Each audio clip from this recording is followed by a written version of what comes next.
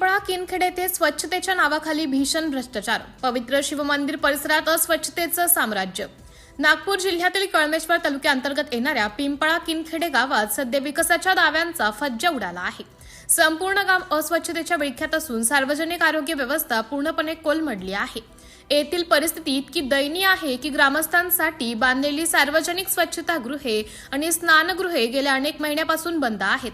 धक्कादायक बाब म्हणजे शासकीय अभिलेखांमध्ये या स्वच्छतागृहांच्या देखभाल आणि दुरुस्तीचा खर्च नियमितपणे पूर्ण झाल्याचं दाखवण्यात येत आहे, परंतु प्रत्यक्षात मात्र केवळ दुरवस्था दिसत आहे।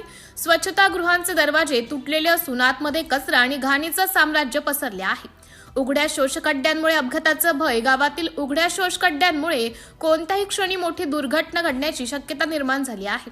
या खड्ड्यांवर झाकण नसल्यामुळे ते लहान मुले आणि पशूंसाठी मृत्यूचा सापळा ठरत आहे। प्रशासनाच्या या हलगर्जीपणामुळे ग्रामस्थांमध्ये तीव्र संताप व्यक्त होत आहे। धार्मिक पावित्र्याला तडा आणि भाविकांची गैरसोय।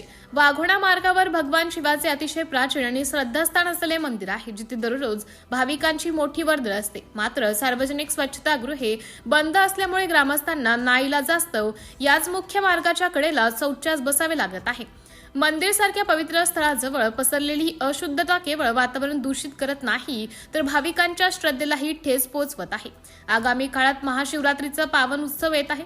जर प्रशासनाने वेळीच ही अस्वच्छता दूर केली नाही तर या उत्सवासाठी येणाऱ्या भाविकांना प्रचंड दुर्गंधी आणि त्रासाचा सामना करावा लागेल। प्रशासकीय असंवेदनहीनता आणि आमदारांकडून अपेक्षा, या गंभीर समस्येबाबत जेव्हा गावातील जबाबदार पदाधिकाऱ्यांना विचारणा केली जाते तेव्हा धक्कादायक स्थिती समोर येते। सरपंच आणि उपसरपंच या विषयाकडे पूर्णपणे दुर्लक्ष करत आहेत। ग्रामसेवकांकडून केवळ उडवाउडवीची उत्तरे मिळत आहेत, तर गट विकास अधिकाऱ्यांनीही अद्याप याकडे लक्ष दिलेले नाही। पदाधिकाऱ्यांच्या या आडमुठ्या धोरणामुळे ग्रामस्थांमध्ये मोठा रोष आहे। आता त्रस्त जनतेची शेवटची आशा आमदार आशिषबाबू देशमुख यांच्यावर आहे। आमदार महोदय या भ्रष्टाचाराची दखल घेऊन महाशिवरात्रीपूर्वी गावाची या नरकातून सुटका करावी याची प्रतीक्षा ग्रामस्थ करत आहेत। सिटी इंडिया न्यूज साठी विशेष प्रतिनिधी चंदू मडावी।